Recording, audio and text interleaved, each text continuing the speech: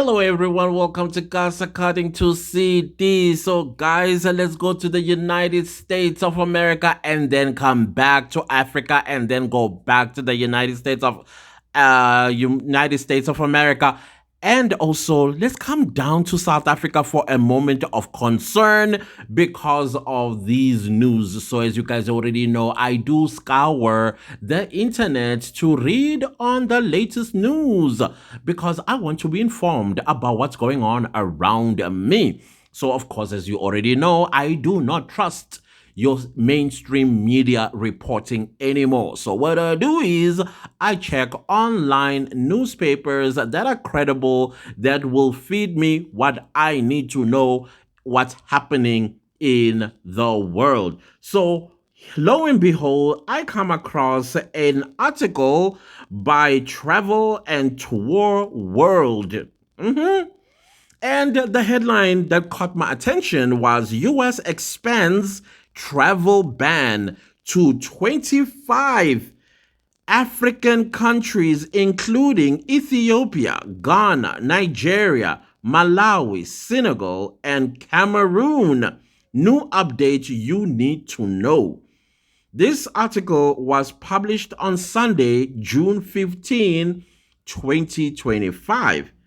And I was like, tell me more.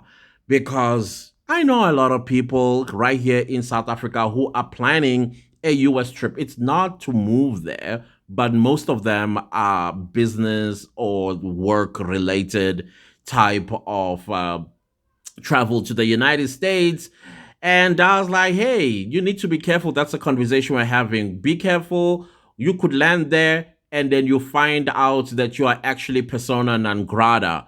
Because as far as we've seen thus far, sometimes Donald Trump will just decide while you're busy flying 40,000 feet, by the time you land, you are no longer legally in that country and you will get detained and deported. And apparently, the detention is not fun. You are treated less than a human being, especially when you are of a particular race. So you are going to come back really, really, really traumatized. So to prevent that, and for you to think about it, if you're a South African citizen, and maybe an African citizen for that matter, planning to go to the United States. So let's read what the article says. The US travel ban expansion is poised to significantly impact Africa's tourism sector, with 25 African nations now facing the threat of full or partial entry bans. Countries like Egypt, Tanzania, Zimbabwe, and others are under scrutiny due to national security risks. Unreliable identification systems, yeah, because they steal ours and then they pretend to be us. And the United States has caught that. And high rates of visa overstays with a strict 60-day deadline to comply with new US standards. African nations are now navigating an uncertain future as they try to avoid further harm to the crucial tourism industries. This article delves into the profound Africa tourism impact on this expansion and its potential consequences on the continent's travel and tourism landscape. A severe challenge for African tourism. The African tourism impact of this decision is expected to be substantial. Many African countries rely heavily on tourism as a primary economic driver, with the US representing one of the largest sources of international visitors. The proposed travel ban could lead to a drop in the number of American tourists, reduced business partnerships, and potential reputational damage for several African nations that depend on a healthy tourism flow. For nations like Egypt, which boast iconic sites such as the pyramids and the Sphinx, the impact could be devastating. Similarly, Tanzania's tourism industry, known for the Serengeti and Mount Kilimanjaro, could lose a major portion of US market.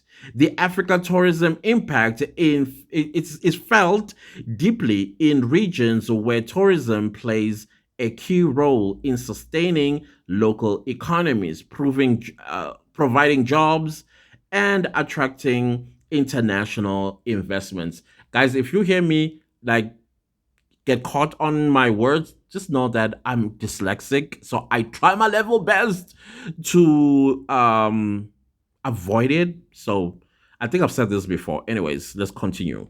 Reasons behind the ban. I need to know why countries like Egypt and Zimbabwe are on there. But I think I know why Zimbabwe is there.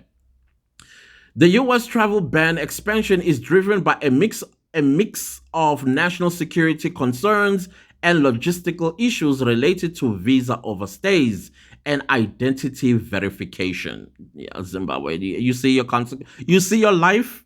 Many African countries under review have been flagged for their inability to provide reliable identification systems, which is a key factor for US immigration authorities to assess security risks.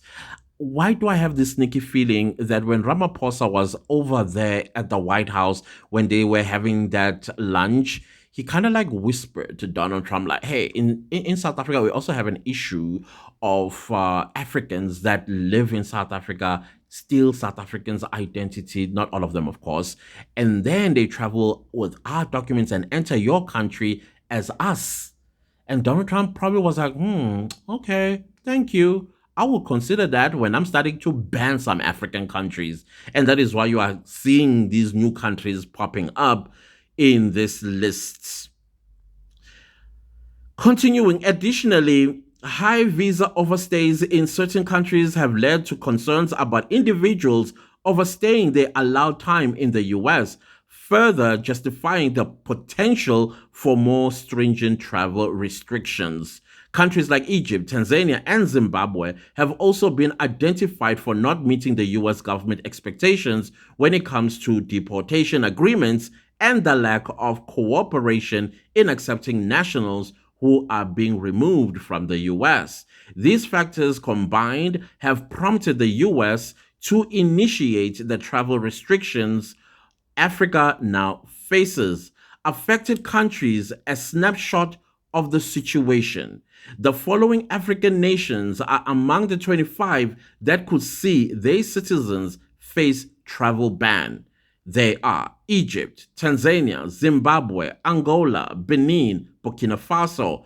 Burkina Faso, I think I know why. Cameroon, Cote d'Ivoire, Democratic Republic of Congo, Malawi, Nigeria, South Sudan, and Zambia.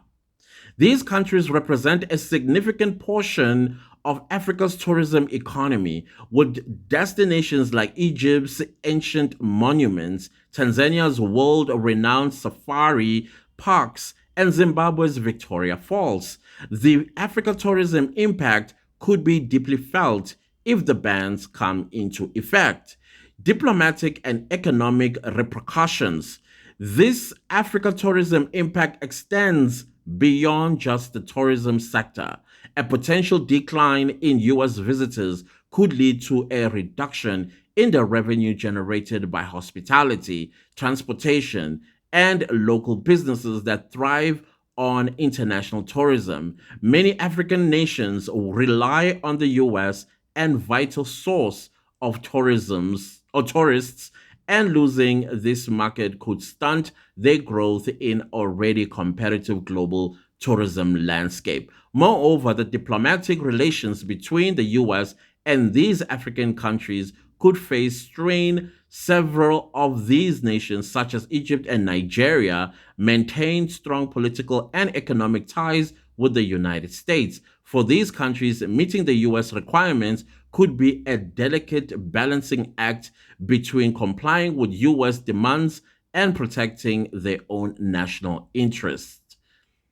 Increased tension and growing backlash. Yeah, because definitely African countries are not going to roll over and play dead on this one.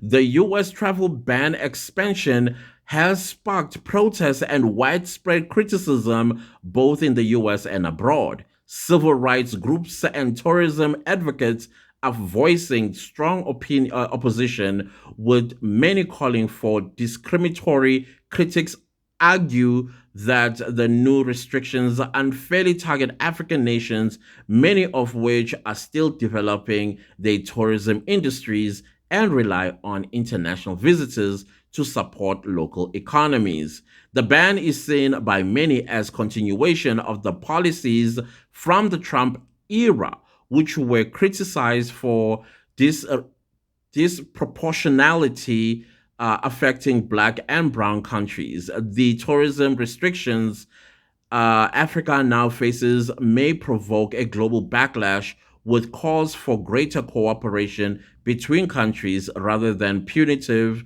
measures based on nationality.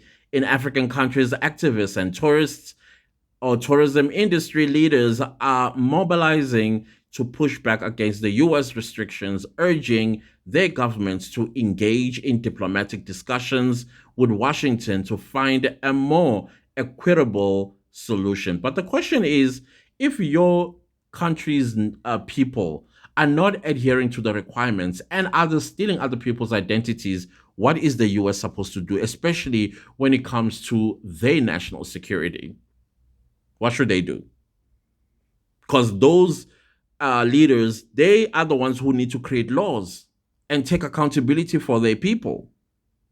So, what's next for Africa's tourism? The 60-day deadline for affected nations to meet new US standards will rapidly approaching. The Africa tourism impact could be dire if these countries fail to comply. For many nations, this represents a crucial opportunity to strengthen ties with the US by demonstrating a commitment to improving security protocols and identity verification systems. However, for countries like Egypt, Tanzania, and Zimbabwe, though whose tourism industries are heavily reliant on U.S. visitors, this may be a turning point. The potential loss of a key market could drive these nations to make swift diplomatic efforts to ensure that they meet the necessary criteria and avoid further economic setback. Conclusion: navigating the future. As the US travel ban expansion continues to unfold, the Africa tourism impact is becoming increasingly clear. African nations faces a critical challenge to protect their tourism industries while meeting the stringent demands from the US government. The road ahead for these nations will require delicate diplomacy, cooperation, and rapid adaptation to the evolving international travel landscape. Whether or not these countries can meet the US requirements in time will determine the future of their tourism sector and their broader economic health. I know that the US government also threw in a travel advisory. I think they called it level two travel advisory to South Africa. And apparently, level two travel advisory basically almost discourages citizens to travel there because it's dangerous type of situation. But yeah, we are not on the list, but what I do foresee though is a lot of people coming to South Africa, and this time around, aggressively, illegally coming to South Africa, escaping what's about to happen economically in their countries. And I don't think that is going to help us at all. However, we will benefit from tourism because instead of them going to these hotspots tourism area, they are going to decide to come to South Africa for some reason that is going to work for us. But at the same time, it might not because it's going to attract more illegal foreigners into the country. So yeah, whew, Africa, we need to fix us. We really do. We must not be react people that react. We should be proactive in holding our leaders accountable so that you don't end up messing up the reputation of your country. Seriously, all of this is because of that. These are the consequences of thinking you're smarter than a government. Other than that, guys, I will leave it right here and I'll see you next time. But before you leave, please make sure to like, share, comment, and subscribe. Goodbye.